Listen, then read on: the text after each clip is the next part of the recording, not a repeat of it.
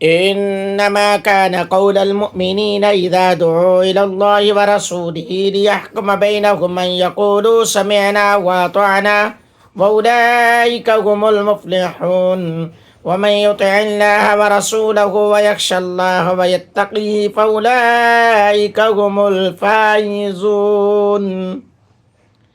مسلمانوں کی بات تو یہی ہے، جب اللہ اور رسول کی طرف بلائے جائیں کہ رسول ان میں فیصلہ کریں گے تو عرض کریں ہم نے سنا اور حکم مانا، اور یہی لوگ مراد کو پہنچے۔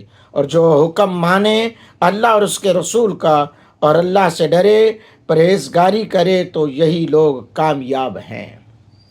یعنی ان آیات بینات میں رسول اللہ صلی اللہ علیہ وآلہ وسلم کی اتباع، رسول اللہ صلی اللہ علیہ وسلم کے احکامات، اللہ کے احکامات کہا گیا۔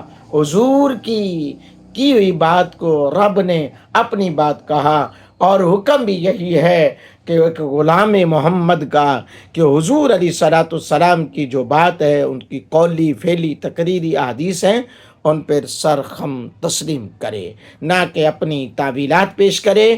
اللہ تعالیٰ ہم سب کو نیک اعمال کی توفیق عطا فرمائے، آمین۔